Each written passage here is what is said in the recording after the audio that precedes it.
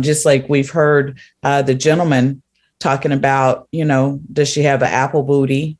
And, what does that look like? So it's all superficial. Yeah. And so, I think that's why you see women go to some of the extremes that they go to look the way that they look, and are still, kind of leaning on what those looks are as opposed to what they're carrying here. Right. I'm not saying all women. Right. I'm saying some women. Right. And I think there are a whole lot of men who are still on this kick that they have to be the breadwinner. They have to be the one to bring home the money. They have to be. And maybe you're not ready to look at what a good partnership looks like.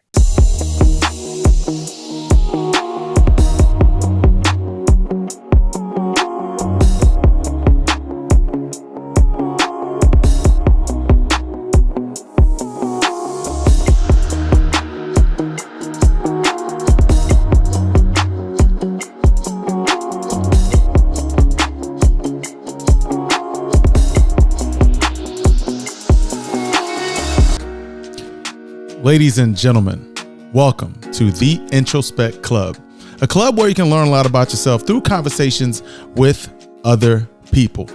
My name is Jeff Damisse, and I'll be your host.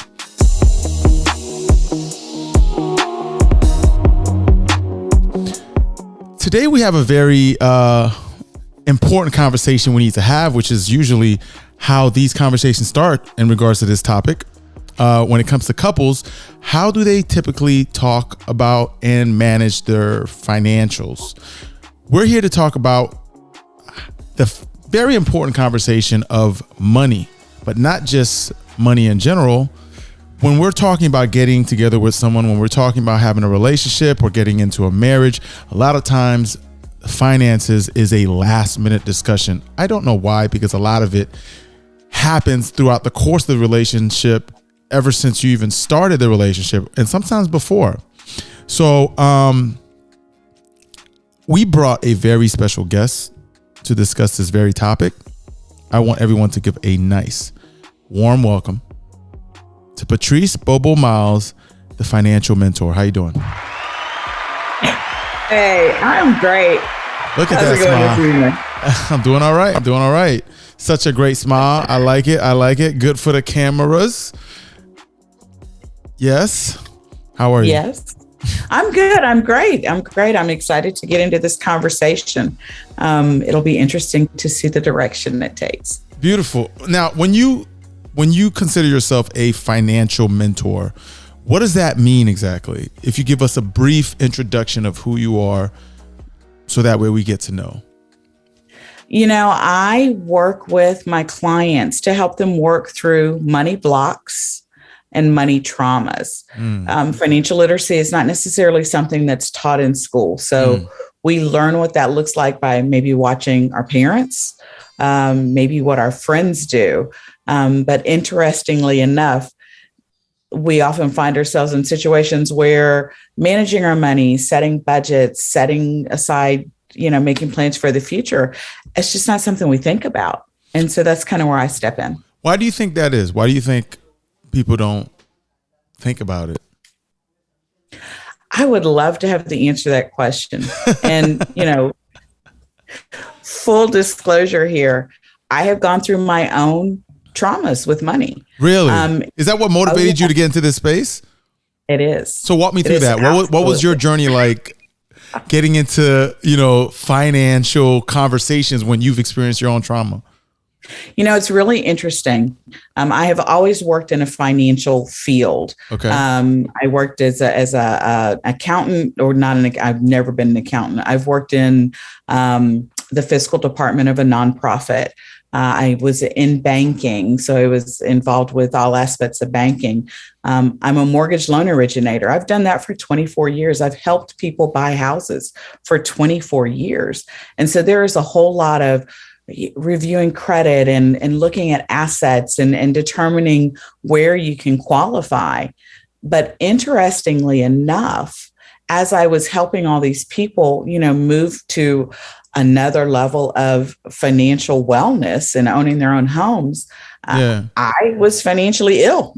Really? How were you able to do that and give people like direction on how to manage their money in that category of life, but struggled yourself? How did you not take your own advice, or how did you not follow in the footsteps of the people who were making those beneficial financial decisions?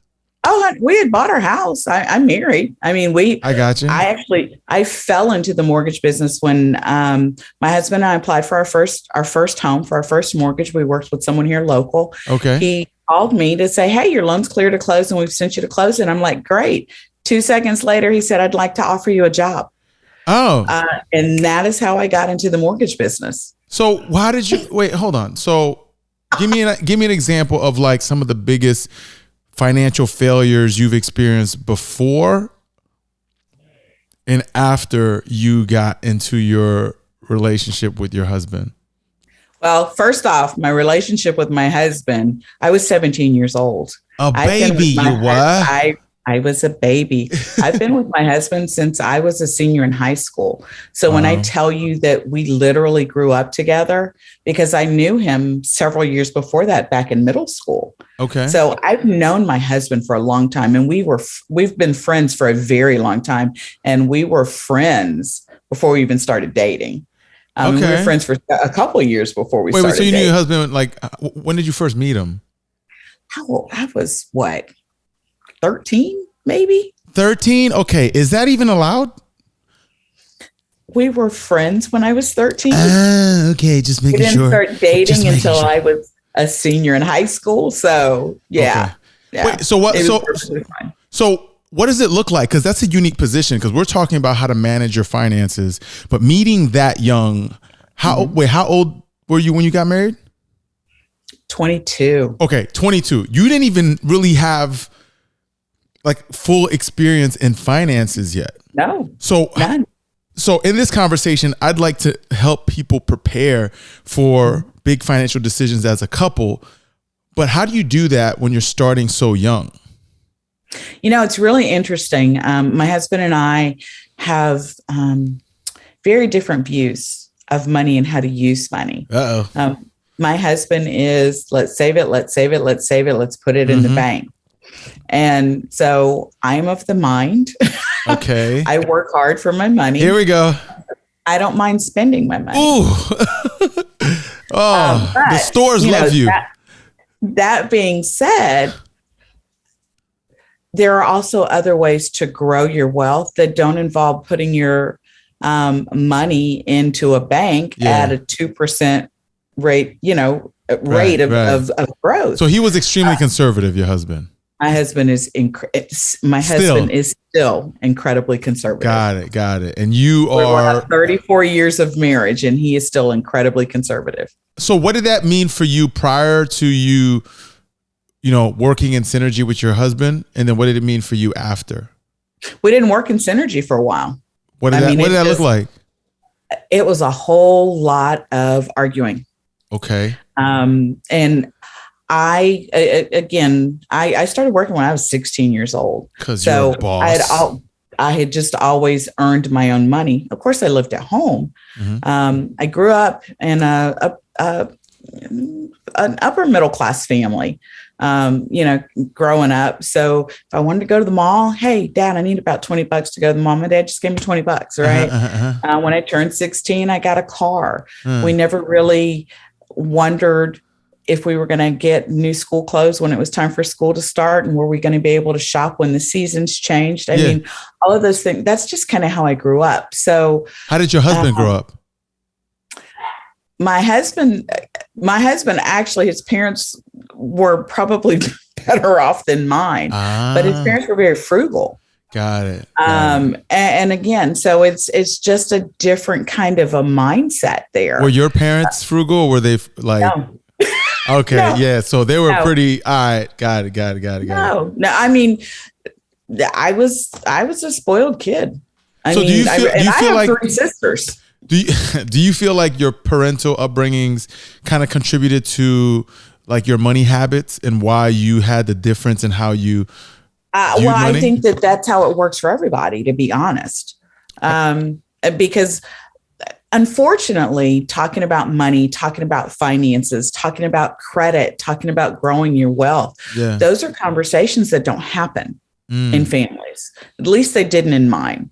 And so I watched what my parents were doing. Yeah. You know, bills were paid. My mom and dad owned their house. You know, we all had cars when it was time for that to happen. You know, we all went to college when it was time for that to happen. Do you feel like you feel like your parents were financially responsible, or they did that while being irresponsible? I don't know. I don't know. And it's funny. I've asked myself that question recently. Talking to my mother. Yeah. I think I have more of a relationship with money like my dad. Oh boy. Here we go. My dad was the spender and my mother was the saver. And so, you know, I'd watch my mom paying the bills and I'd watch my mom doing whatever. And you watch your dad enjoying the money. And I watched my dad having a good old time. Old dad. And so, you know, when I got married, again, I started working when I was 16 years old. Yeah. I always lived with my parents. So I always had excess cash. I always had money and I would spend it how I want. So how did that negatively affect you before and during your relationship with before our marriage? It didn't. After our marriage, it was, how much did that cost? You're going to go shopping again this week? What is that? And so I was like, this man's trying to tell me how to spend my money. What's yours is mine and what's mine's is mine. Stop asking me questions. For a little bit of time it was. And at that point in time, you know, we had joint checking accounts. Oh, okay. That must have been scary for him. It was very scary for him. It was. I mean, he was like, sister, what are you doing? And I was like, you can't tell me how to spend the money. Oh no. That we make. Yeah. The bills are paid. The rent is paid. There's food on the table. Yeah. I'm not getting where you're coming from here. Like, how dare you? I was a little put out. I'm not going to lie. So how did you guys transition out of that? Did you guys transition out of that? We did transition out of it. But I will tell you, for me, there were a lot of missteps. Okay. Let's talk about money infidelity in a relationship. Have you ever heard that term? Money infidelity. I'm going to write that down. Money infidelity. I'm trying to figure out which is worse, like physical infidelity or financial infidelity. You know, it really kind of depends on where you sit, but either way, there's a trust that is broken. Okay. So walk me through, what is financial or money infidelity? What does that mean? I would open credit card accounts. I would have the bills sent to my mom and dad's house. So he didn't know you was on some. You need to be interviewed by Dr. Phil, not me. No, I'm good now. I'm just telling you where I was at in my 20s. I got you. So, you know, doing that kind of stuff, or buying things and hiding it until he left the house and I could bring it into the house. Oh, wow. Oh, yeah. This was the whole thing. Yeah. So technically you knew what you were doing was absolutely wrong. I knew what I was doing. No. Mm-hmm. But you knew that what you were doing was wrong, or you didn't think it was wrong. You just didn't feel like arguing about it. Oh, no. Deep down, you know, I knew that it was something that was going to cause problems. And the interesting thing is, before we got married, we talked about money. We talked about our differences with money. So neither one of us went into it blind. Yeah. But when you're transitioning like that, I don't think either one of us realized how one of us was going to react to what that looked like, honestly. So how did you... how I took the blame for that, right? Listen, I appreciate that, right? So how did you transition out of that and then became the, I guess, money mentor that you are today? It took a lot of years. Back in 2007, 2008, the market crashed. I've been a mortgage loan originator for that point in time, about 10 years or so, right? When all that happened.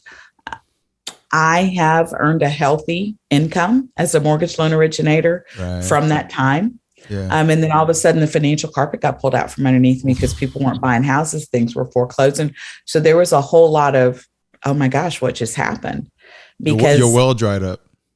Well, I substantially out earned my husband for many, many, many years at that point in time.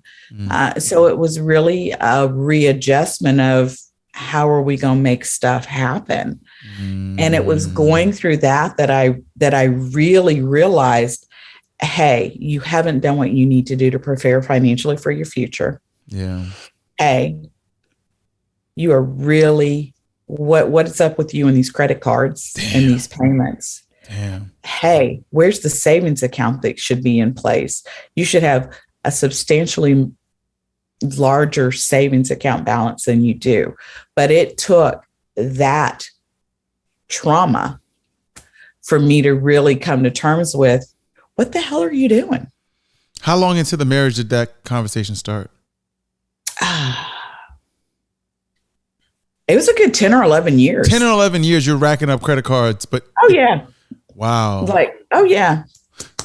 So after you guys had that talk, you were able to see the light, or was it like super gradual?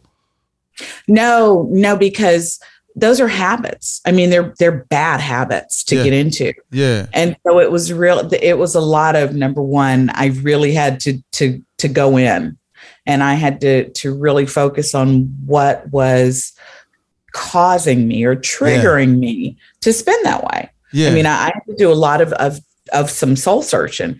And then of course I had to do a lot of reading. I had to, I had to do a lot of work on me. You had to coach yourself or get coached. I did. I had to figure out how we were going to get out of debt. We saved our house from foreclosure. That's good. How are we going to start saving money? And one of the things that came out of that whole experience was we work well together when our money's not together. Hold on. I have a checking account. Okay. My husband has a checking account. Yeah. Not on each other's accounts. So, okay. So this is. But you have to recognize that money harmony looks different from every couple. So I understand. Right? Yeah. So you have to do what works. But I want to understand, because there's going to be a lot of ladies listening to this conversation and men as well. Mm-hmm. And the ongoing conversation is, when you're in a marriage, you have joint bank accounts. That's like one of the first things. But why? Why do you have to have joint bank accounts? Hold on. I hear you. Mm-hmm. So given that in your situation, what worked best for you is to have separate bank accounts, I need you to explain how that created more harmony, especially coming from someone like yourself who would hide purchases, open up credit cards, and so on and so forth, because that when you guys are in a union, that affects both of you guys. So how do you manage that when you're having separate accounts that I'm assuming he may not have access to or he doesn't see? How does that work? Some of it comes back to building that level of trust. Okay. Because money infidelity is an infidelity, and that infidelity breaks a trust. Yeah. Just like you have an affair in a marriage, an affair in a relationship, that infidelity breaks a trust. Mm-hmm. And so it was really a matter of, it was a lot of conversations. Yeah. And just, these are my plans to move forward. Here are some strategies that I have put into place.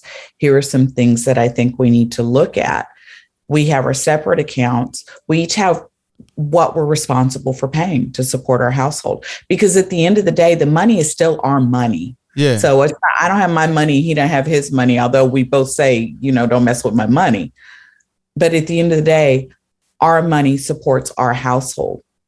Case in point, last October, I wanted to buy an investment property, and my husband and I talked about buying some investment properties. Yeah.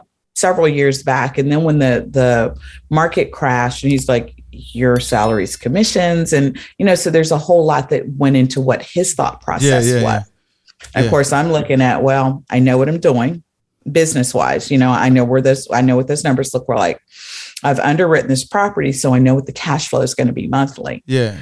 So I know that this is going to take care of this. Yeah. And we had gotten to a point, we don't have kids at home anymore. I have adult children. And my children are grown. So when Uncle Sam started asking for more money when we filed our taxes, after I knew what had been paid out over the course of a year, because I didn't just pay at a rate, I paid at a rate and then had additional money taken out of my check. Yeah.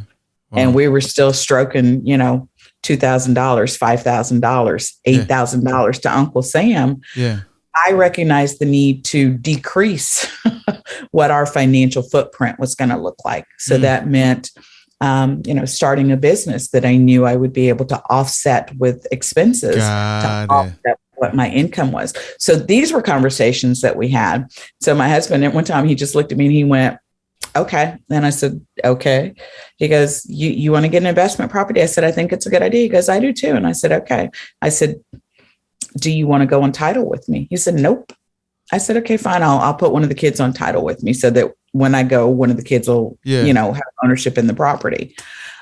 But I couldn't bring a $100,000, $200,000, $300,000 debt into our household and into our relationship without having that discussion with him. Yeah. So as I was working through what my situations were, it really enabled us to be able to kind of open up a conversation about money that became less stressful, less finger pointing, because talking money as a couple, it's not an easy conversation. So let's talk about that, right? So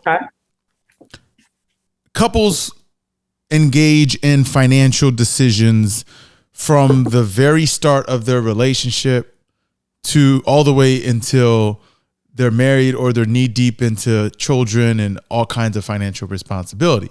So give me an idea of what do you think is the biggest mistake couples make before they even get into a relationship, meaning before they even meet their partner? I think it's important to have expectations. Okay. What do you mean? And I think sometimes, love is great, right? But you know what love doesn't do? Love does not pay the bills.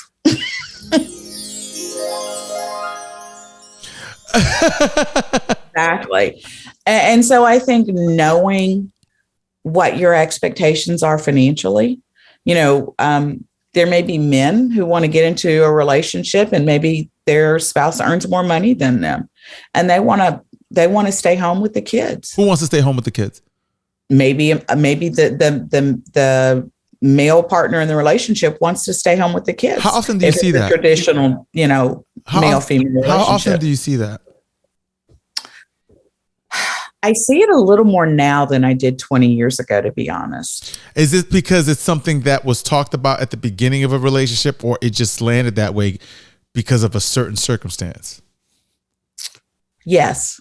Okay, right. Good talk. All right, ladies and gentlemen, that was this was fun. Yeah. We're here all night.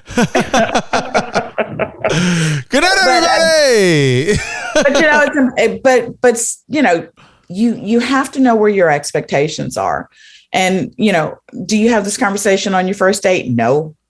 Do you have this conversation on your third date? No.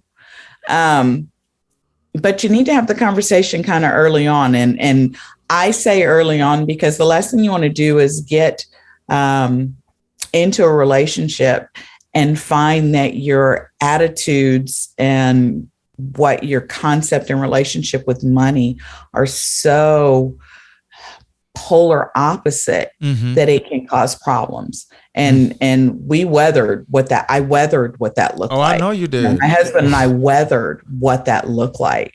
And so when I say that the course was born, the course truly was born out of, if there is anybody that I can help not walk through what that quagmire was that I walked through, then let me put this out there. So, I've got a course. I am a mentor in that respect. I'm also a financial accountability partner. I have people, spending money can be addictive. I mean, it's an addictive feeling. Okay. You again, this is the emotional side of money, right? But let me ask you a question though. Like, those are the things that you want people to take into account before they get into a relationship. So let's talk about when you start a relationship, or when you meet somebody, when you meet that special woman, that special man, or whoever they decide to partner up with. Mm-hmm. What are some of the biggest mistakes couples make when starting a new relationship? I don't think people take the time to get to know each other. Like, but in regards to finances, right? So what are some of the biggest? Okay, got it. I'm getting there. Yeah.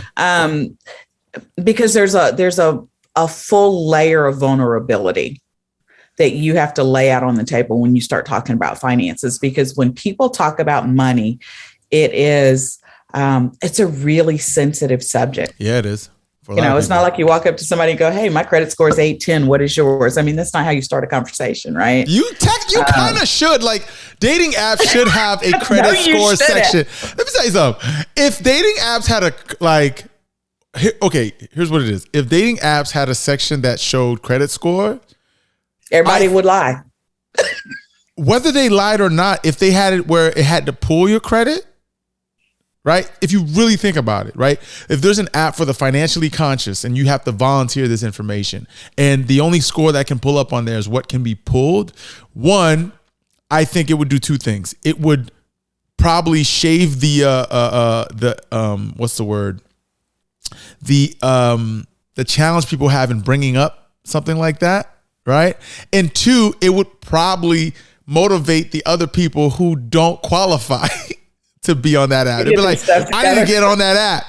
I need to get because right now people are trying to get their followers up. They're not getting their credit up. Right? So when you're online, you see you're motivated by followers that other people have. But what if you were motivated by credit scores that other people had and you did it the right way? But because it's a secret, you just everybody pretends like they got everything, figured out. Now, how many people though, and rhetorical question or not, how many of us have watched our parents struggle? And so we think struggle is the way we have to go because it's what we've seen. Okay.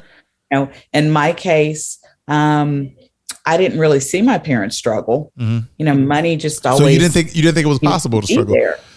So struggle was not one of those things that was in the back of my mind. Yeah. Right. Yeah. So there's a whole lot that goes into what that conversation looks like. Yeah. Now, when in a relationship should you have that? Tongue in cheek, probably before you lay down in a bed together. Hey, before I strip down naked, I want you to strip your wallet naked. I need to know what your credit score is. What's your credit score? Like, give me, lay out your assets, not just your ass.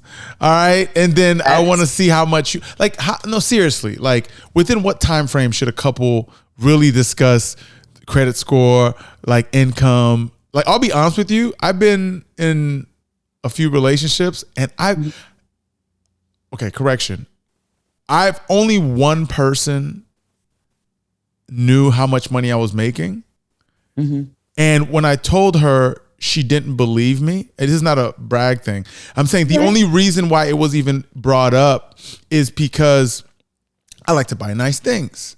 I like to live in nice places. I bought a home this year, so on and so forth. So when I'm in that relationship, when they're concerned, I'm always like, don't worry about it. I got it. Don't worry about it. And then if they've been in a relationship where somebody's like,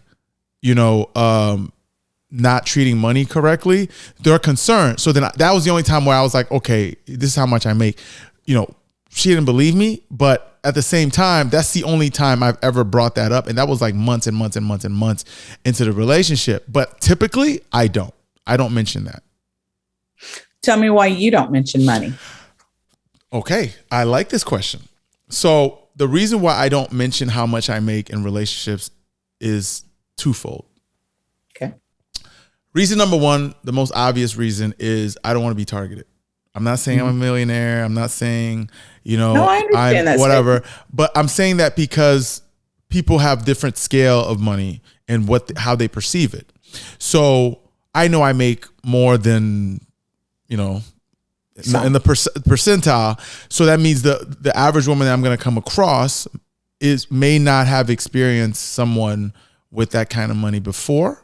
Mm-hmm. And when they meet me, depending on the woman, they might take advantage if they're looking at it as like some type of just experience or free ride, or like they don't have any responsibility in the relationship financially, just because, not that I'm looking for their finances, but like the moment they hang out with me, I'm not bringing my purse tonight, I'm hanging out with Jeff, like stuff like that, right? Or they're just looking for something like that. That's reason number one. Reason number two why I don't bring up my finances in a relationship is the opposite, right? Even though I make significantly more than the average salary in the United States, there are women who have like these inflated ideas of how much money a man should make, and they might use that as the template for what makes a good partner before they actually get to know the person, right? Let's say, because I've dated women who used to date NBA players, or they dated somebody that was famous or whatever, and I don't want to talk about like what my numbers are versus theirs because it's unrealistic comparison. But if you get to know me and you're like, I have the same amount of fun with this guy as this other guy, you don't need to really know how much it costs for me to make that happen. Right. So those are the two reasons why I don't bring up finances in a relationship. Well, I think you hit the key thing. There has to be a level of comfort. Yeah. And what the relationship is, or where you see the relationship going. Yeah. But you also have to be willing to open yourself up to that level of vulnerability. Yeah. For a whole lot of reasons, because there's so many superficial things going on, right? Because we've heard about the young ladies, and all they're interested in is, what are you banking? Because that's what they're interested in. What are you banking? Yeah. Right. Just like we've heard the gentleman talking about, does she have an apple booty? And, what does that look like? So it's all superficial. Yeah. And so, I think that's why you see women go to some of the extremes that they go to look the way that they look, and are still, kind of leaning on what those looks are as opposed to what they're carrying here. Right. And I'm not saying all women. Right. I'm saying some women. Right. And I think there are a whole lot of men who are still on this kick that they have to be the breadwinner. They have to be the one to bring home the money. They have to be. And maybe you're not ready to look at what a good partnership looks like. But would you say would you say it's the men that are coming up with this idea that they need to be the breadwinner? It's men and women. Okay. No, I think it is. I think both of those views are societal and what we're looking for. And unfortunately, you check out social media, and what do you see on social media? What do you see? Right? What do we see? We either see the old dude with the sweet young thing on his arm, or we see the really hot looking guy, and his girlfriend is flawless. She's beautiful. They're living the perfect life, and they're on the perfect boat, and they're eating the perfect lobster, and it's all perfect. The funny thing is, that doesn't come up on my feed because I don't. Came up on my feed. No, I'm just saying, I'm just giving reference, right? Like, I make a point to avoid stuff like that online, so it doesn't come up. I like cars, so there's a lot of cars, motorcycles that shows up on my feed and things like that. That's my thing. But I know other people, there's a lot of sex, there's a lot of financial demonstration online that people follow. So yeah, I can see that being a big influence. Would you say that is the biggest influence of bad financial decisions for people today? I think too many people are busy trying to keep up with the Joneses. Yeah. As opposed to just making sure that their own house is clean, neat, tidy, and in order. Yeah. Okay. So those are the conversations that people would have at the beginning of the relationship, and you're saying people need to have some level of comfort and some level of trust at the beginning in order to carry forward. But like, I don't think you gave me like a timeline. How soon do you think that should happen when people are talking because about? there's not a timeline to it. Every relationship is different. Yeah. How you relate to somebody is different. So, but you're saying before sex, that level sex of happens, comfort is going to come you could, I could, at this point, me not, because, I'm married, but who's to say that somebody can't walk into a room and have that quintessential, your eyes lock across the room and you're like, that's the person for me. Yeah. And it does happen. Yeah. At which point in time, do you woo? Do you sweep them up off their feet? At which point in time do you have that conversation? And in that type of excited new love state of euphoria, you probably don't. So let me ask you a question, right? I've heard a lot of women say, and there's a video I have on TikTok right now that is catching fire for all the wrong and right reasons at the same time, right? So I made a comment that, like, I went to not a restaurant. I was at a lounge with somebody that I was dating, and before I even knew the person I was there with, when she went to the bathroom, she paid the check as a gesture to me. This is on the first date. She paid the check before the check even came to me. Mm-hmm. Right. We ended up dating for quite some time after that. But the point is, like, a lot of women were like pretty much dragging me. Oh, how could you let her pay? How could you do this, that, and the third? So mind you, I didn't even know she was going to do that. Right. That's one. But number two, I would engage with some of the people in the comments, and I would ask some of the ladies, especially, I'm like, what is the value to you that a man pays on the first date? Right. And they say that it's a way that he shows that he's financially responsible and he can take care of me, going forward in the relationship. But then when I asked him, so is he paying for every date? He's like, no, after the first couple, then I can start contributing. So I'm like, how much of a sign of financial responsibility is that really showing if the remainder of the relationship, you guys are sharing the responsibility? So why do you think this is such an interesting, because you and I are in two different generations, right? I mean, because we're in two different generations. Yeah. I have a lot more years behind me at this point than I have ahead of me. Don't say that. I'm not trying to. We're going to have this. We're going to be talking in 30, 40 years. We're going to have a recap. We're in two different generations. So, and this is like my dad talking about, when I was young, we would walk uphill in the snow to go to school with no shoes. Walk uphill in the snow to come home with no shoes. That's exactly right. No shoes. So when my husband and I were dating, I didn't pay for anything. And where we're at now, if we go out, I don't even bring my purse in. You what? I don't ever have my wallet. That's perfect. That's perfectly fine. Yeah. But our relationship has always been like that. Like, I never said, hey, let's go out to dinner. When we were dating, I never said, hey, let's go out to dinner, and I would pay. Oh, hell no. No.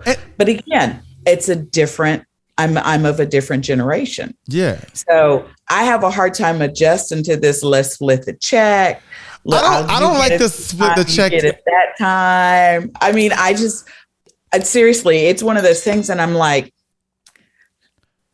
I don't like the whole, hear me out. I don't like splitting the check either, but the challenge is, what is the mindset? Am I demonstrating to you that I'm going to be your caretaker for the remainder of the relationship? Is that the draw? If that's the draw, are you openly saying for the remainder of the relationship, you want to be a stay-at-home wife? Where are you being taken care of? What is it? Because that gets confusing for a lot of men, especially in today's generation. Like, I know in the past it's a little different, but there are women who are like, I'm a woman, hear me roar. I want to have my own career. I want to do this, that, and the third. And they want to contribute. They want to do these things because that's how they want to add value in a relationship. Some men are okay with that. Some men are not, whatever the case may be. But you're coming across both types of women in the same arena. Mm-hmm. Okay. So my question is it considered financially responsible in today's environment, given the cost of living and the medium income compared to how, things like is it considered financially responsible today to expect men to carry all the financial burdens of a relationship for the remainder of the relationship, especially the leisure stuff, going out and this thing like that, when you guys get married or have an ultimate relationship at the end, there's going to be even bigger financial decisions to make that could have benefited from how you manage your money while you were dating? In my opinion, no. We have everything around us is increasing in value. Yep. Everything. Yeah. You know, we have become a 2-person household, a 2-person working household. Mm-hmm. And, you know, August will be 34 years that I've been married to my husband. Okay. I have out-earned my husband for the majority of our marriage. And a lot of women will say, "You're in your masculine." And you know what? I'm okay with that. It is what it is. At the end of the day, it is what. And somebody's opinion of me is not my business. Yeah. I mean, it's not my business. I mean, I don't think so. I think you're just a responsible person. I'm just saying. Yeah. I'm prepared for those comments to come in. But at the end of the day, their opinion of you ain't your business either. I got you. But it's part of the world we're in. And it's part of the world we're in this media space. It is part of the world we're in. Yeah. Absolutely. Yeah. So no, and anyone who's ever heard me talk about my husband, I would tell you what, that man takes care of me. Yeah. When I want to step out, because I'm the risk taker in our marriage. Yeah. I'm the risk taker. And if there's something I'm like, hey, you know, I'm thinking about this idea. What do you think about it? We'll sit down and talk about it. Uh-huh. And we'll talk about it. And he's going to throw every con at me that he can throw at me, which is what he's supposed to do. Yeah. And I'll talk about the pros. And then I'll go, what do you think? And ultimately he goes, you know what? If that's something you think that you can do, go for it. I like how you guys use each other's strengths. But to have that dialogue is what's so important. And so when you're asking me when in the relationship does that happen? Yeah. It is a developing part of a relationship. Okay. It should, you know, is it going to happen on the first date? If it happens on the first date, run. Run in the other direction. You mean I shouldn't show up with my credit score on the table? No, I'm thinking you don't need to have that 850 tie hanging down here or whatever, you know. But what about a mug? No mugs. No mugs allowed. No. I got to cancel my Amazon order. Let's not talk about Amazon and COVID. Okay. This is just about to go left. Lots of boxes showed up. Okay. So, you know, when in the relationship is it feasible? It's feasible when the two of you are at a point where you think you're ready to take your relationship from a superficial level. And I can't tell you when that is. So let's talk about outside superficial, meaning like when people are having serious conversations about marriage and so on and so forth. What do you think are some of the biggest mistakes couples make when they get married, meaning like when they're about to get married or when they make the decision to get married? I think it's important to have a financial plan. Money harmony in a marriage is so important because there are so many other stresses that come into what a marriage and what a family is. Okay. And so trying to get on the same page and in as many aspects of what your marriage and your life can be really important. And so what does money harmony look like? It can be having the discussion. And, you know, just because somebody's credit is jacked up, it doesn't necessarily mean that they're a bad person. You don't know what they're horrible people. You know, you don't know what someone has walked through. You can't handle the credit, you know, and you can't handle the truth.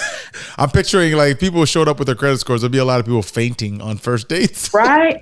Be like, And then the guy the next time was like, oh, baby, what was that credit score? Come on, I got 850. That's the ultimate flex. 850. Everybody's going to get their car wrapped with their credit score on. Right. It's gonna get crazy. But, you know, have that discussion. When you're talking about wanting to put a ring on it, that's probably the time you want to start to have that discussion. And when you're dating, you know, at some point in time you go, you know, are kids something that you're going to think about? Uh-huh. What does that look like for you? Are you going to want to stay home? Are you going to want me to stay home? That's when those discussions start to happen. You know what's interesting about that discussion? Because I've had that discussion before, right? In relationships, you want to be somebody that stays home. Do you want to be somebody that works? I'm okay with either or, but what I'm not okay with is like indecisiveness in the process of it all. Right? Because yes, I'm okay with somebody who wants to stay home, take care of children, because that's a very valuable position, right? And I'm okay with somebody who wants to work and pursue a career. But like to do either or, you have to set up your life that way. You do. Right? Where you decide to live, right? What type of like support you decide to add to whatever function, whether you're talking about daycare because you work, right?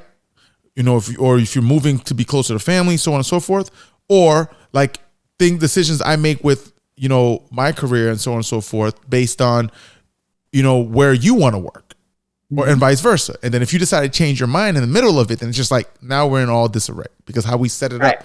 So yes, we can have that conversation early, but my concern is always like, how sustainable are the decisions after making that happen? I think it's important that you go back and address that periodically through your marriage, because just like everything else, we're always evolving. We're always evolving as people, right? As individuals. Obviously, you're going to be evolving as a couple. You have children, you're going to evolve as parents. Okay. And with all of those evolutions, there may be things about what you initially thought you wanted that change. Yeah, for sure. And so to not have the conversation, you're going to knock your partner on their rear end when all of a sudden you do this complete 180 of, this is what I want now. Yeah. Like if you're just running up credit cards and buying stuff and sneaking them into the house randomly. And it happens. I'm just pulling a chain. I thought it was a fascinating part of your story, though. It made sense with how you got here. But let me ask you a question. Yes. How do you view marriage? Do you see it, if you had to pick one, do you view it in today's environment or just in general? However you want to answer it. Do you view it as a romantic, religious, or financial decision? Yes. Girl, if you don't, I need you to tell me which is the biggest aspect you want people to think about, or you think people think about when they are getting married. Is it, marriage is a journey. Marriage is a journey. Okay. So, but the decision to get married. I'm getting there. Okay. All right. Let me sit back. You in charge. When you gone, when you here, I'm gonna shut up. But when you leave, I'll be talking again. Mm-hmm. Marriage is a journey, and so with that journey, things are going to always change. When you first get into a relationship, it is all about romantic. It is a romantic thing. Do you believe in magic? Ooh, looking in those eyes. Ooh la la. Now, what do those lips taste like? Are those lips real? I want to find out. Well, that's a whole other podcast. All right, never mind. But you get into the relationship and it's definitely romantic at that point in time, right? Yeah. And when you move beyond what is that initial euphoric state is what I like to call it. Yeah. That euphoric state of the relationship where, it's cute when he leaves the top off of the toothpaste, or it's cute when you find his socks at the foot of the bed. But you know what? 10 years in a relationship, that stuff ain't cute. I know. So, when you move from that stuff being cute into the, the next aspect, you're going to talk about religion. Yeah. Are you religious? Yeah. How, if you have children, are you going to raise them religious? What is that religion? And how does that work in your relationship? Is religion going to be a part of your relationship, or is just God and Christianity going to be a part of your relationship, or is none of that going to be a part of your relationship? Right. Got it. So we go from the romantic to the religious. Yeah. And once we jump over that religious, guess what's standing right behind it? Financial. So you're saying all those things matter, but they matter in stages. I think they matter at different points in time in the relationship, because I don't think when you're in your euphoric state of your relationship that you're ready to talk about money. You know what's funny? Are you different? I'm low key different. Here's where I'm at, right? I think when I was younger, that path would have been exactly how you described it.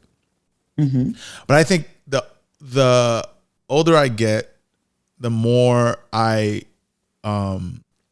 create for myself, the more of a life I make for myself, and the more I have to lose over time, right? Mm-hmm. So if I'm meeting somebody today, I think it's even more important for me to understand how financially responsible they are before I start getting into this euphoric stage, right? So it happens in different stages. Now, mind you, yes, I'm attracted to the person. That's why you're even, here and I'm having the conversation with you. But I'm talking about before I go through the honeymoon, stage of like, oh, everything's whatever. Take my card, do whatever. Oh, let's go on a trip. We can have those conversations earlier than people think, because people tiptoe around it. And I'm very honest and very confident in saying, like, these are this is what I want in life long term, and these are the moves I'm making to do that. They don't need to know the numbers, but I also want to know, like, how do you view I ask people, like, what kind of life do you want moving forward, whether it's with me or just in general? What kind of life do you want? Right? I ask questions like that, and then they tell me. It's easy for people to say what kind of life they want. Well, sometimes they don't know, which is another conversation, right? But like when they state what kind of life they want, I don't make them, but the conversation leans towards working backwards. What do you think it takes to get to that? Well, and again, I started dating my husband when I was 17 years old. So I didn't even know what those conversations should look like, right? But that's what I'm saying. When you're younger, it's easier to follow that path of romance, religion, and then money. But when you're older and you've established a lot of things on your own, I think a lot of ladies experience this too, career women. They gain a lot of assets. They gain a lot of stature in society and social accolades, that it's harder to just fall into a relationship and let all that just run without understanding how they're going to secure what they work really hard for. Absolutely. Yeah. You're absolutely right. Yeah. And it swings both ways. So again, this is where I said, our generations are so different. And, in listening what you're saying to me, I certainly can understand and have seen why it's important to have that discussion earlier on, earlier before we get to religion, earlier before we get to anything else. And earlier before you're at a point where you are so deep in it. What's that debt looking like though? Right. So, and this goes back to, sorry, I didn't mean to move my computer. This goes back to money's not discussed at home. So for some reason, it's one of these conversations that's it's got a stigma to it. Yeah. Because listen to how we're talking. And so everything that we are supposing is having a negative connotation. What do you mean? I've built my stuff, but I need to protect my stuff. Oh, yeah. You want, so there's kind of this, again, part of the stigma, the negative connotation of what money can bring to the relationship, good, bad, or otherwise, instead of just talking about it for what it is. No, right? That's real. I mean, so everybody's looking to protect what's theirs. And when you're protecting what's yours, it's hard to build a what's ours. Because so how do you feel about prenups? In today's age, I think they're important because you hit it on the head when you said, I know what I've built. Yeah. Right. So you know what you've built. I don't know where you live and I don't have to know where you live, but you know what you've built and she knows what she's built. So what happens if y'all get married, stay married for 10 years and all of a sudden half your stuff just goes? Yeah. You stay married for 3 years and half your stuff goes? Yeah. And the majority of that was built well before you got into this relationship and this marriage with that partner. Yeah. So no, that ain't cool. So I don't have a problem with the prenup, but you know who has a problem with the prenup? The partner that you ask to sign it a lot of times, unless it is a discussion you have had. Okay. Which again, destigmatize the conversation of money and finances. So how do you feel about the money that people spend on like engagement rings and weddings? I think because I'm where I'm at this stage in life, I think people spend too much money on those things because you're gonna, spend $5,000, $7,000, $10,000, $12,000 on an engagement ring, depending on what you buy, or what, or what she wants, or what society tells you should be spending based on how much you make. Right, and it ain't society's business how you spend your money. I feel you, but that's how people.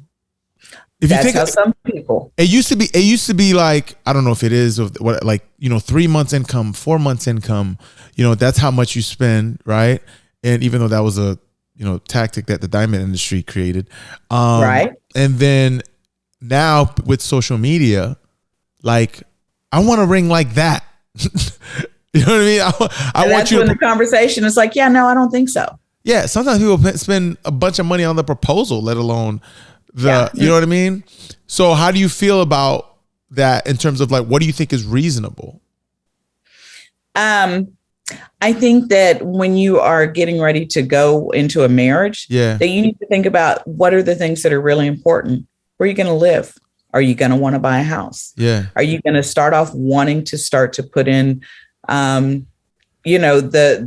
bricks or the foundation of how you're going to grow financially? Yeah. Because when you get married, you want to grow financially. You don't want to go through 30, 40 years of marriage and be in the same place financially that you were when you started. Yeah.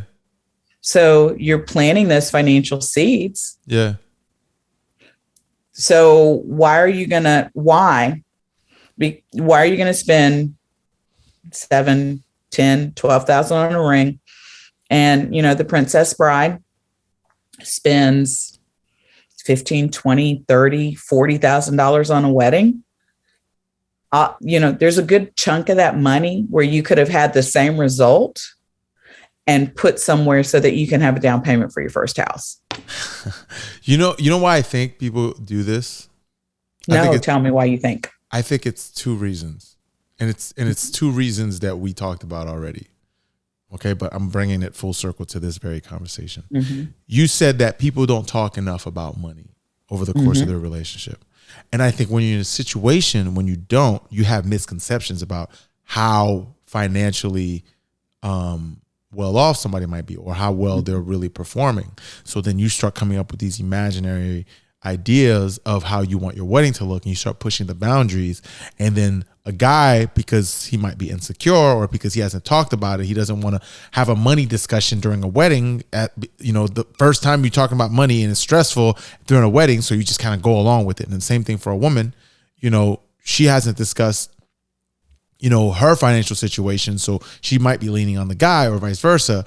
And then the bill already comes to pay for like this wedding. And then they're just like, we're already here. Let's just whatever. Right. Mm. That's reason number one that we talked about. Reason number two is the whole social media thing. Right. Mm-hmm. Right now, before it was like, we want to have the best. If you really think about it, before social media, I think a couple would be like, we want to have the best wedding that this neighborhood has ever seen, that our community has ever seen.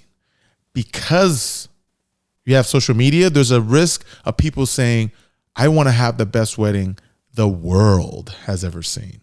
Right. Because you're going to post it, and because you don't know who's going to see it, you want to compare yourself to everything you've seen around the world.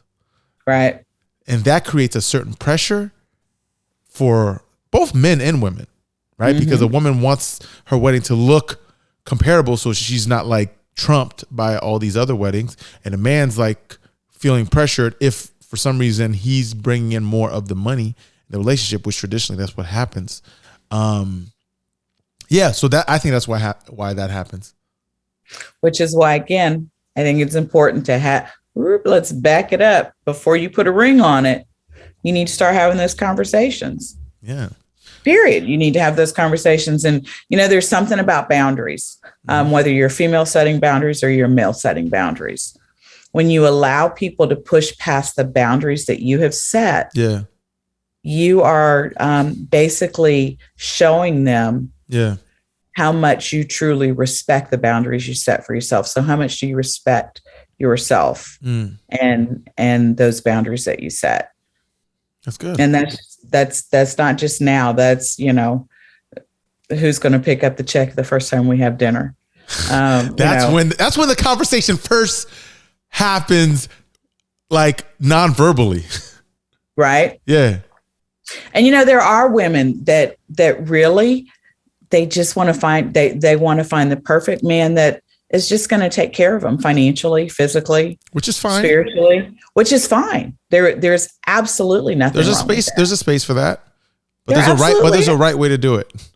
There's an absolute right way to do it. And then there are women who are going to want to be in that relationship where the marriage is a partnership. Yeah.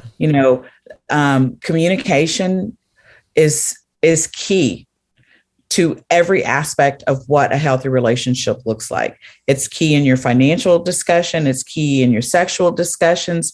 It's key in your religious discussions. Mm-hmm. You have to feel safe enough to open yourself up to be able to communicate what your wants and your needs are.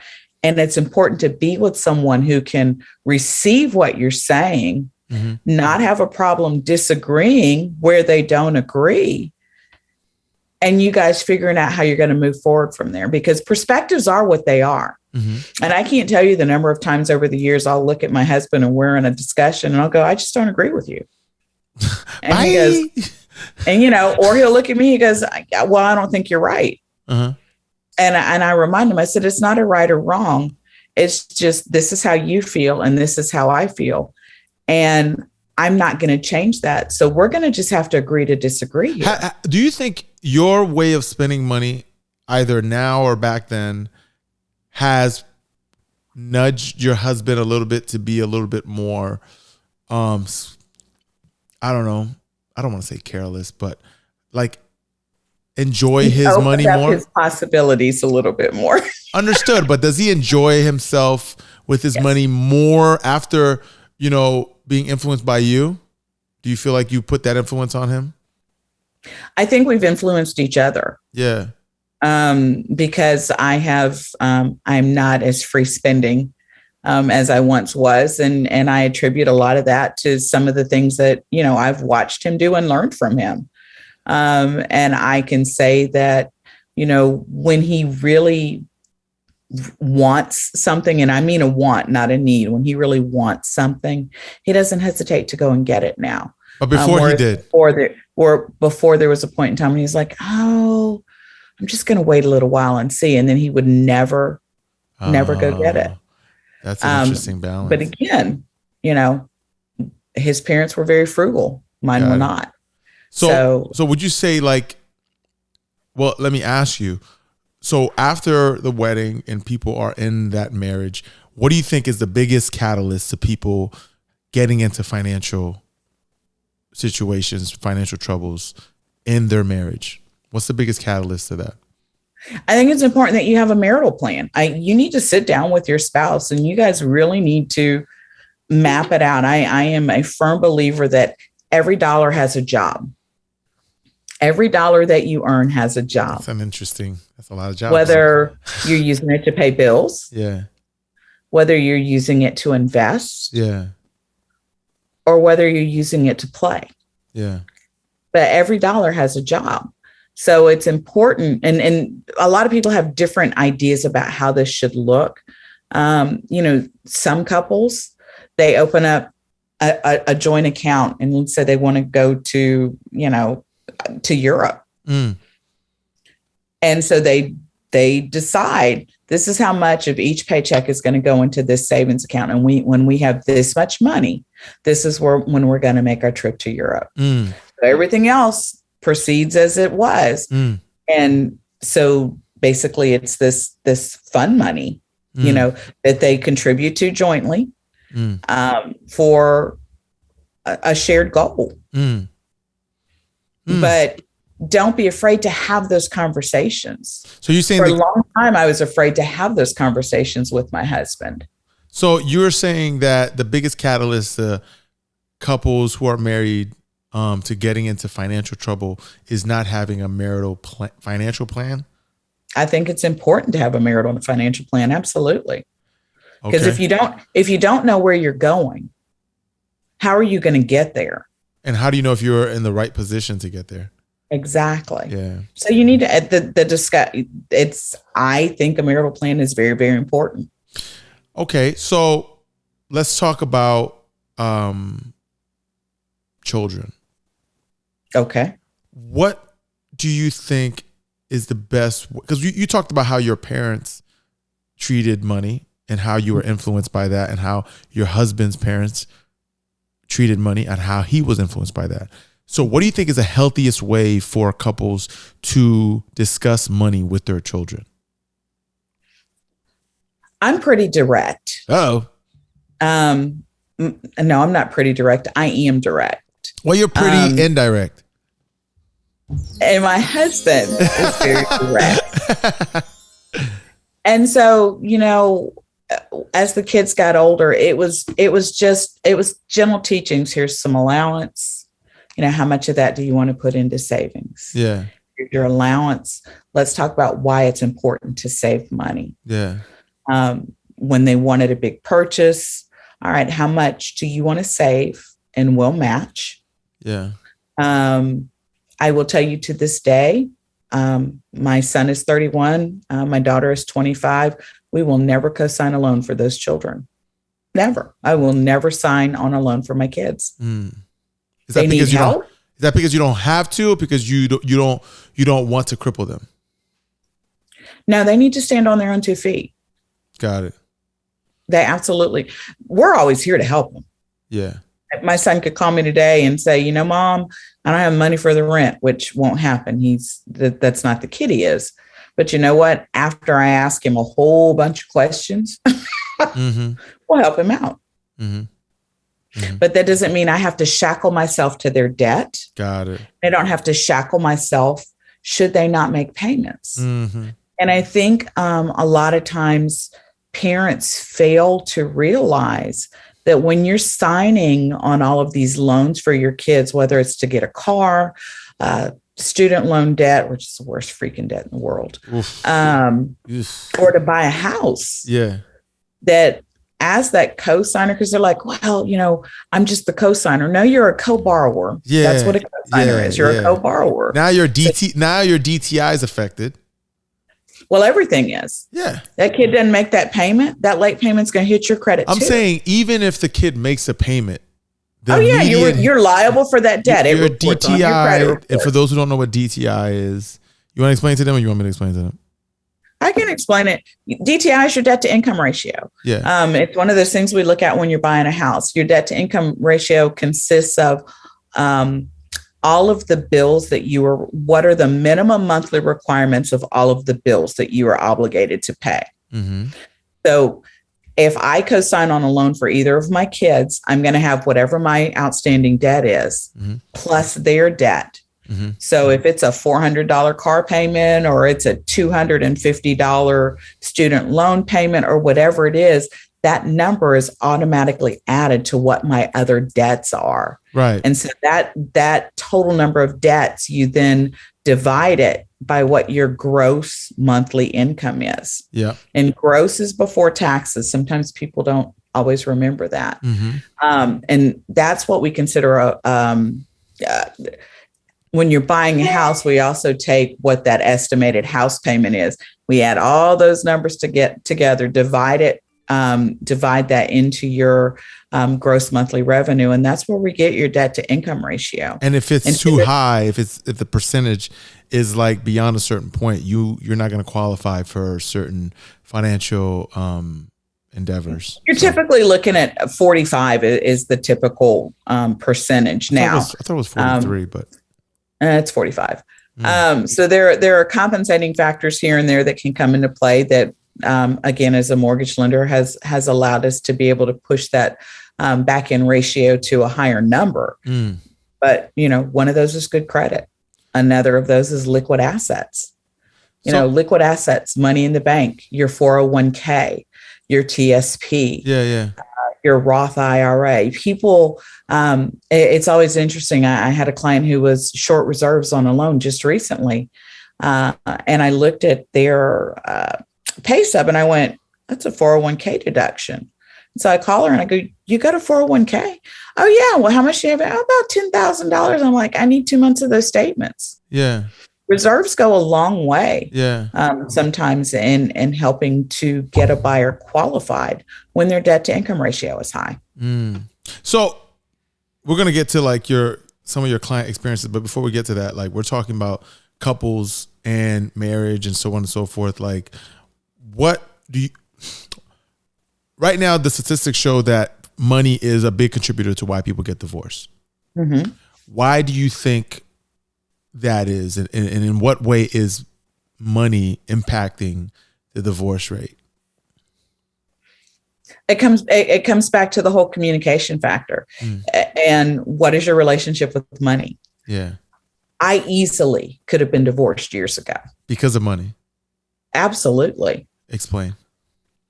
Well, I've already talked about the money in Fidelity, right? I've talked about the purchases that I was hiding. I talked about, all those things that I did that really early on broke the trust and the financial facet of our marriage. Got it. Infidelity is huge. And when you find yourself in a situation where your spouse has gone off the rails, there's a real sense of betrayal there that you feel. So it's not just you're pissed. There's a real sense of betrayal there, especially if you have not consistently and continually had a discussion that centered around money habits, saving habits, and what that looks like, not just for you as individuals, but for you as a married couple. Because anything that I do financially is going to impact my husband negatively or positively. Anything that my husband does financially is going to impact me negatively or positively. So there is this whole side of, you got to stop being selfish because it's not all about you. Because you make it seem like you're inconsiderate. You're not being like thoughtful of their feelings and needs. That makes sense. That makes a lot of sense. I can see why that's added to the top of the list for reasons why people get divorced. And money's a heated topic. Again, we don't talk about it. Oh no! It wasn't until I got into financial coaching, that I really started having open dialogues with people about money. Now, did we talk about it in our household? We did. Did we talk about it with our children? We did. Did we really teach them about investing? No. So that's probably one of the things I regret most, raising our kids, is that we really didn't talk about the importance of investing. But they do understand saving. So they're further along than some. I think, and not as far as along as others. I think then further along than most, if they understand savings, because a lot of children who have like the umbrella of their parents, they think that that's their reservoir. They don't know how to build their own reservoir. And that brings me to my next question is like, how do you see financial or generational wealth in today's environment, and what impact does that have on how people behave with money? That's a tough one. I only ask tough questions. Yeah, well, good. I think it is. Well, this just because there's so many facets of it. You've got to meet people where they're at. Okay. And so there are some people who think that struggle is what it is and what it's supposed to be and how it's supposed to happen. And so to get them out of that struggle, scarcity mindset, that's a whole lot of work. Yeah. If they're willing to do the work, obviously there are people like me who are willing to do it with them. Yeah. But that is a total mindset shift. Yeah. When money isn't discussed, if you've dealt with struggle, if you've dealt with abundance, At some point in time, there has to be a shift in your mindset so that you recognize that with these strategies, if you're an investor with these investment strategies, with all of these things in place, everything will probably be okay. Now, can't predict the market, can't predict what the stock market's going to do, can't predict the housing market, although it's given us some pretty good indications of what's going on right now, right? And no, we are not in a bubble.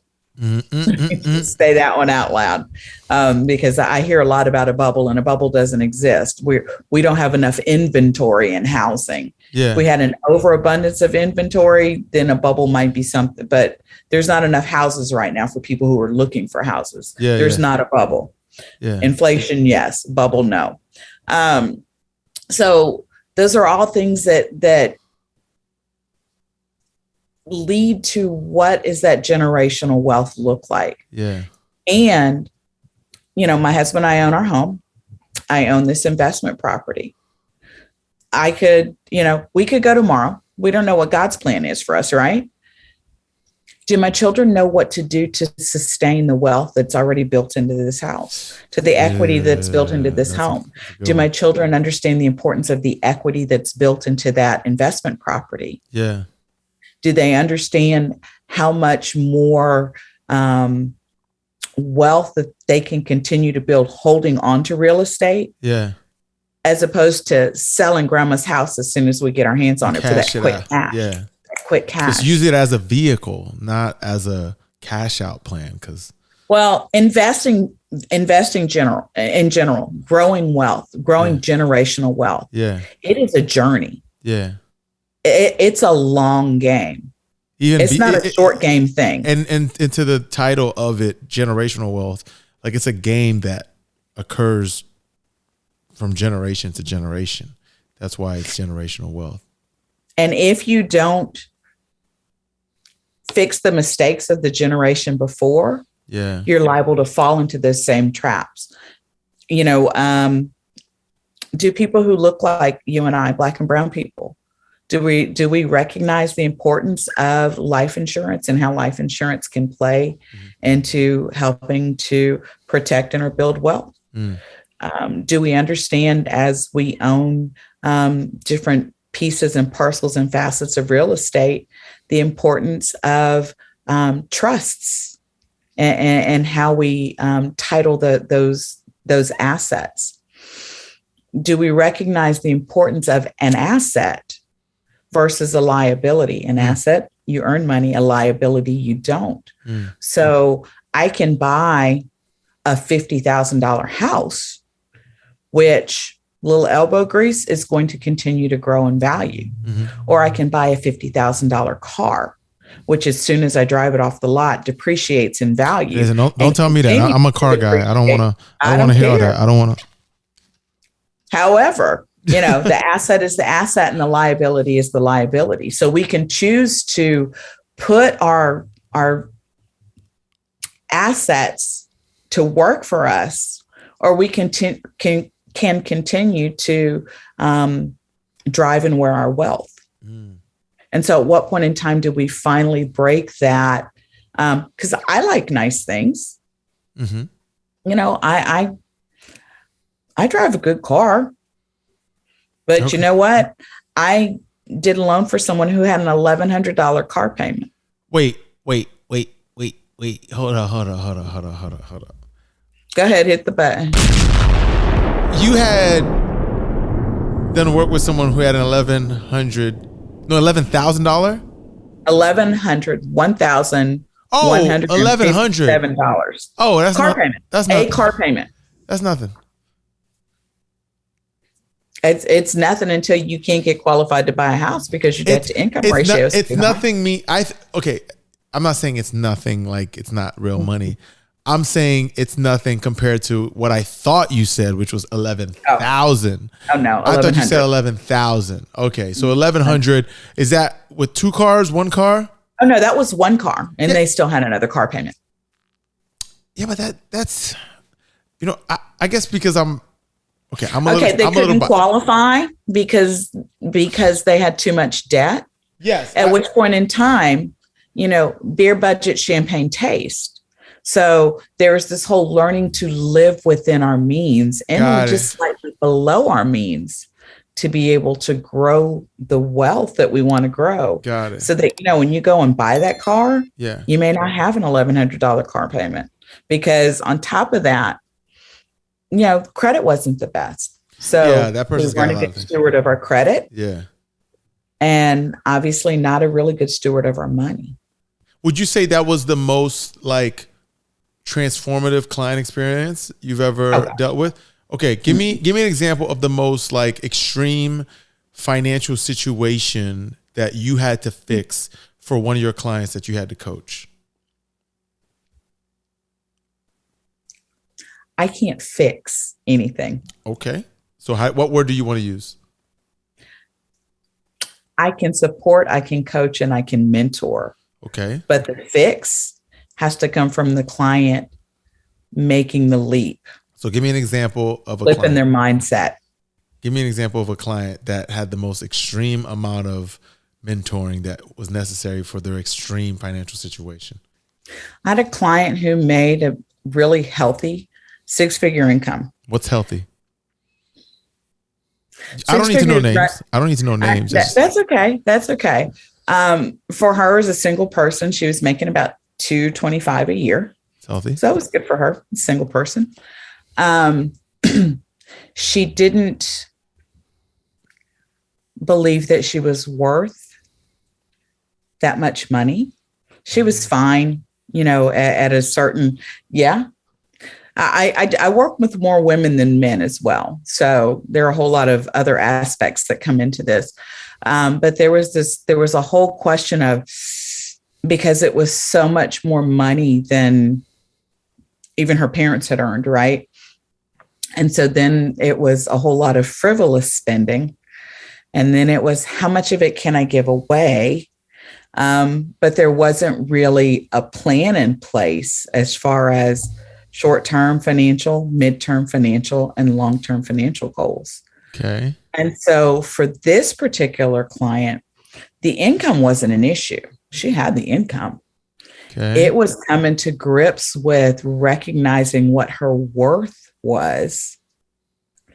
And once we were able to kind of tackle what that looked like, we could start to talk about strategies to help better control what the finances look like. So you wanted, there was some philanthropy for her. So we had to determine what that looked like financially. Okay. Short-term goals, we had to, pinpoint what are your short-term goals. And some of those were, let's pay off some debt, right? We had to, I just lost my word, but had to come to terms with what our midterm goals were. And so, buying a house and better optimizing the use of credit so that we were really carrying our best credit scores and what that looked like. Yeah. And then, of course, long-term, what money were we putting away for retirement? What did that look like? Was it our employee 401k, or was there a Roth IRA somewhere? What did that look like? And then what percentages of that money went where it was? And I remember I said this statement, not to this client, but to another client of mine. I said, it's really important that you learn how to pay yourself first. Okay. And so the concept of paying herself first, she didn't understand what I meant. Okay. How old was this person? She was in her mid-30s. Mid-30s. And then when you say that she didn't feel like she was deserving of the money that she was earning, it purely because of the fact that she made more money than her parents, or was there something else going on? The long and the short of the conversation was it was more money than her parents had made, and it just made her feel some kind of way. Like was it like imposter syndrome, or she just has survivor's I would say remorse? More imposter syndrome. Definitely more imposter syndrome. Because there's also that thing where it's like survivor's remorse, where you made it, and the people you left behind didn't, right? Mm-hmm. So there's that. So I don't know if that played a role, but my other question is, no, I think it was more the imposter syndrome for her, which, okay, so she didn't think she was deserving in that right. regard. So what about like, how does someone who didn't feel they were deserving was getting themselves into debt? Well, at the end of the day, when you have an excess of anything, what do you do with it? I understand if she looks at getting rid of the excess. So she's just so she was deliberately overspending because she didn't want to see that kind of money stay in her account. Damn, that's crazy. Mm-hmm. Wow, that's interesting. So, it looks different for everybody. Yeah. Well, for me, I knew I had to get my spending and my credit card use under control. Yeah. And, there's something about spending money that's almost like an addiction, because you really do get some happy endorphins, especially when you find stuff. Yeah. Tell me you aren't giddy when you drive a new car off the lot, right? Don't just do me a favor. Don't look at my Instagram. Too late. But I mean, those endorphins come in, right? That's why you hear, I hate the word retail therapy. I hate it. I hate it. Retail therapy, where people just shop and shop. I feel bad, so I'm gonna go shopping. I don't feel like that. I'm gonna go. That term in itself has caused a whole lot of turmoil for a whole lot of people. You think that's the same thing that causes gamblers to continue gambling? I do. Yeah. And alcoholics to continue to drink, and it is it can be very addictive. When you're spending money. That's why when I come in as the role of an accountability partner, sometimes you just need somebody to hold your hand and walk you through it until you feel like you can do it on your own. That's awesome. Listen, I appreciate everything you shared. In the spirit of helping people, I have, I don't know if I'm going to do one or two today, but guests send me questions that they want my guests to answer. And also people who listen in send me questions that they want my guests to answer. So I pick out like certain questions that I think would be a good fit for the person that I'm speaking to. And then that's how we keep the conversation going. This is a podcast where you learn about yourself through conversations with other people, and you're going to get introduced to other people. So I'm going to play the first question and you give a response the best way you see fit. Okay. Okay. All right. First question. How do you know when it's time to make a shift in your life? Like, you've been in a direction, you've been on this path for so many years, but you feel like this path is coming to like running its course. How and when do you know it's time to make that right move? How do you feel about that?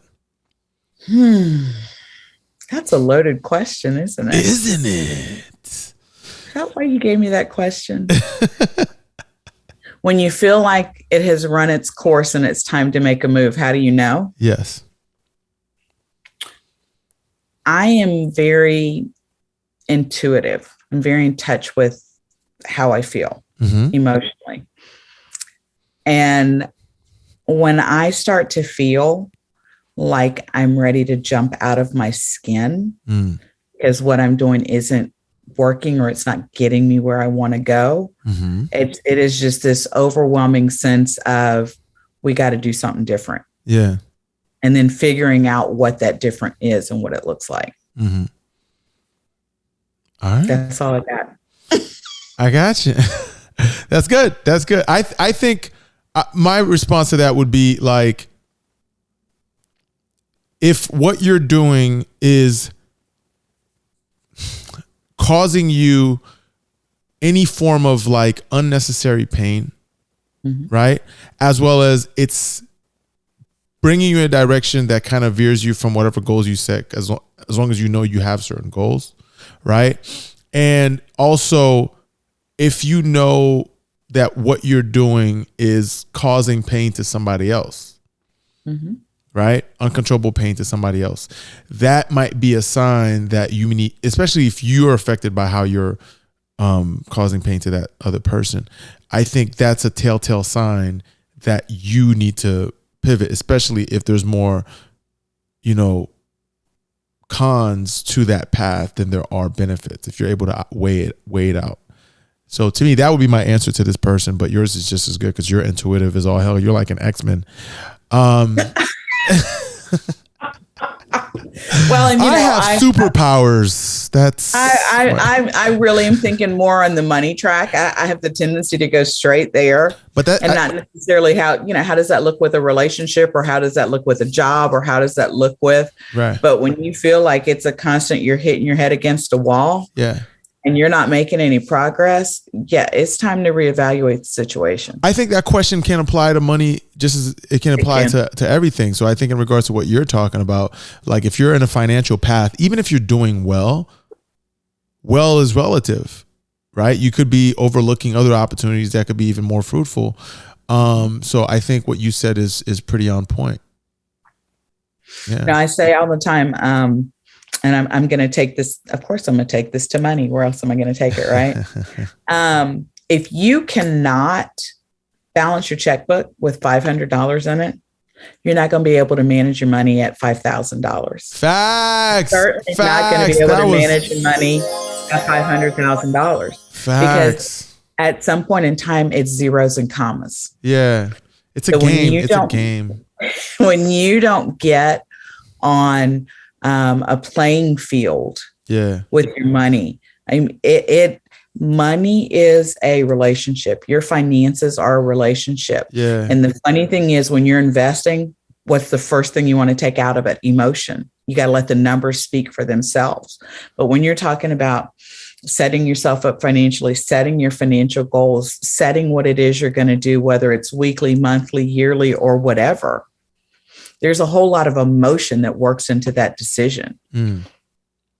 And so you really have to get to a point where you understand not only what your relationship is with money, but how that money works for you.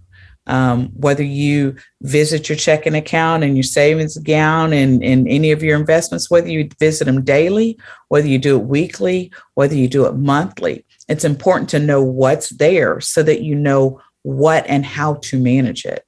You've got to, money isn't, it's not just the superficial, I get a paycheck and this goes here and this goes here and the rest is just going to be what it is. There has to be some intentionality behind how it is you're going to manage.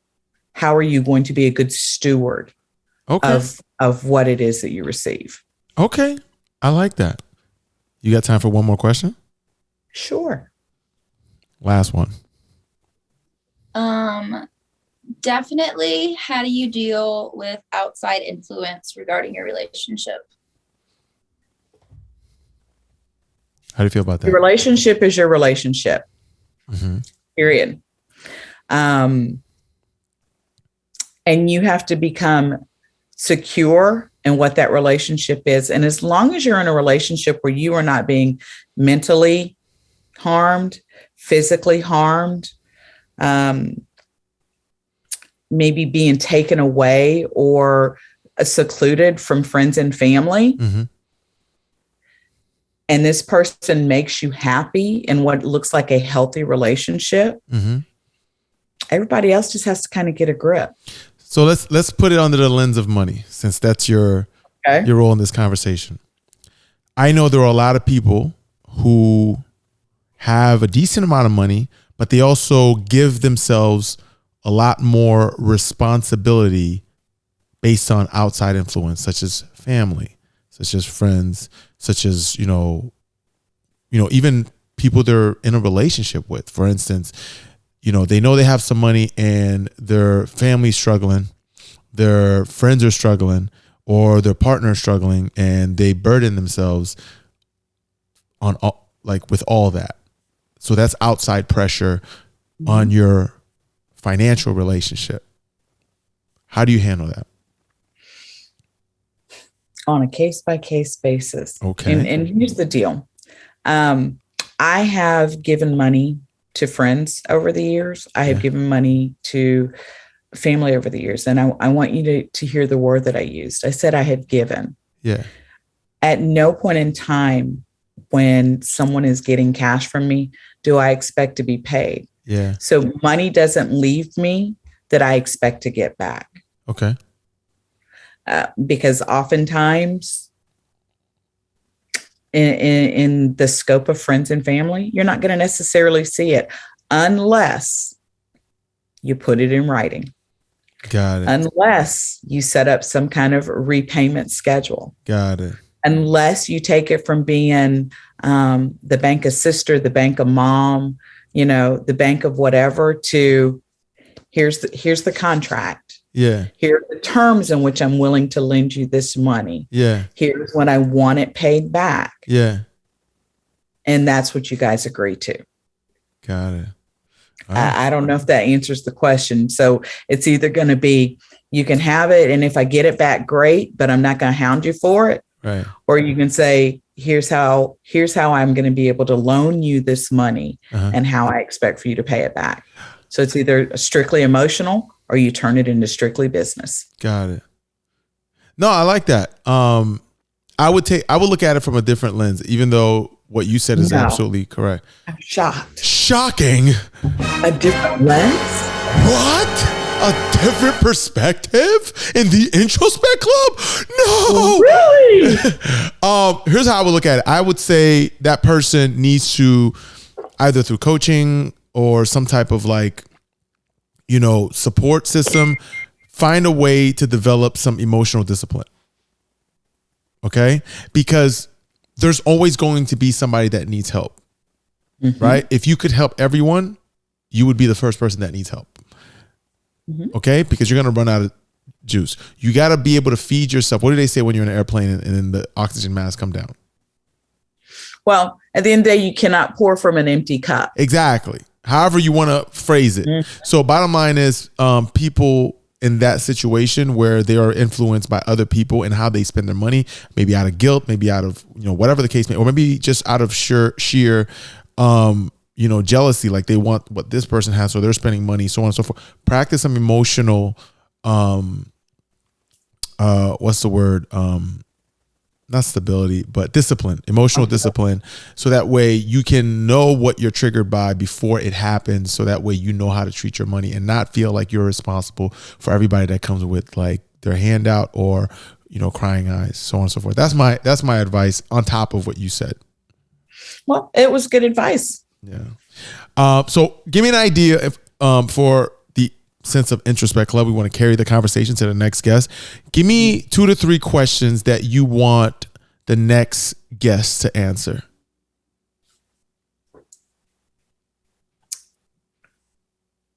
What is some piece of advice that you would give your younger self? Okay, I haven't had that one yet. Okay, that's what's up. All right, you got another one? I do. I'm going to have to put on my glasses to read my own handwriting. Hold on a minute. Right? Is marriage a lost art? Oh, this one's going to hit deep. All right, you got any more? Is that it?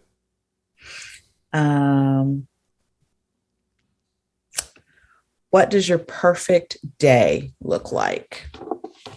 Okay. Yeah, you went like on both ends of the spectrum here. Well, I appreciate that. This conversation was phenomenal. We could have gone for hours long. Normally I keep it a little shorter than this, but like you were hitting me with so many gems. I was like, I feel like I was in class, so I kept the conversation going. So I really appreciate it, because I think a lot of, this conversation doesn't happen enough. So it would like behoove me to keep the conversation going. So I appreciate your time like thoroughly. Can you let everybody know like the best way to reach you if you have any programs coming up that they can take advantage of? Sure. Actually, I am dropping cycle 2 of my course. It's called Common Sense Money Matters. All right. So I'm dropping that on May the 1st. Okay. The best way to reach me, I have 2 ways. You can go to my website, www.pbobomiles.com, and hit the contact me. You can leave your information. Obviously, we'll reach you that way. Or you can email me at info@pbobomiles.com. Right on. Thank you for that. My name is Jeff Damisse. You can find me at j.damisse for IG or j_damisse for Twitter. For the podcast, it's Introspect _club. That's for everything. That's for IG, Twitter, Clubhouse. You can find us on YouTube. You can find us on Spotify, Apple Podcasts, and all streaming platforms. Make sure you guys DM me if you guys have any questions you want me to ask the guests, similar to how we did today. And if you are a unique individual that has a very unique life or unique experiences that other people can learn from, reach out to me. I might be able to get you on the show. Patrice, I appreciate your time. This was a phenomenal conversation. I want to have you back. This was great. I have so many different questions I want to ask you, but there's not enough time in the world. So I appreciate your time. No problem. Thank you. Thank you. Until next time.